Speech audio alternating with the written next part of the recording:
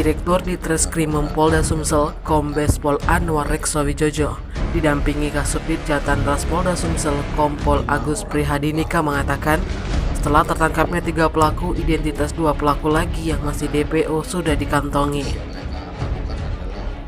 Pihaknya memberikan ultimatum terhadap pelaku DPO agar segera menyerahkan diri, atau pihaknya akan memberikan tindakan tegas karena kasus pembobolan ATM sudah sangat meresahkan masyarakat.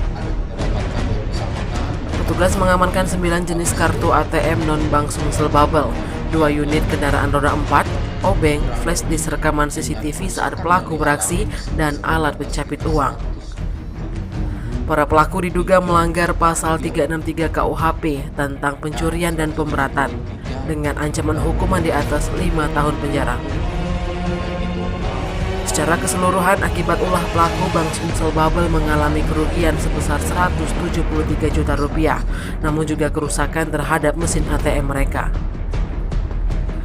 Sementara itu, Mustaqim, Direktur Kepatuhan Bank Sumsel Bubble mengatakan, selama aksi para pelaku pada 5 hingga 6 Juni 2022 di Palembang maupun pada sejumlah daerah di Sumsel, semua yang dicuri bukan milik nasabah, semua kerugian milik Bank Sumsel Bubble.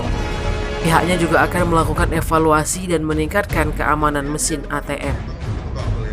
Sebenarnya kalau kita lihat, bukan mesin ATM yang lebih mudah dilakukan pencurian atau perusakan itu, Pak. Karena dari barang bukti yang kita lihat saja, kartu ATM itu bukan milik Bank Sumsel Bubble. Artinya dia melakukan di Bank Sumsel Bubble itu biar mempersulit pelacakan. Artinya sengaja dia mencari mesin yang bukan sama dengan kartu ATM. Kalau dia menggunakan kartu ATM Bank Sumsel Bubble sendiri, gampang sekali kita melacaknya. Itu. Tim Liputan Sumsel Update TV melaporkan.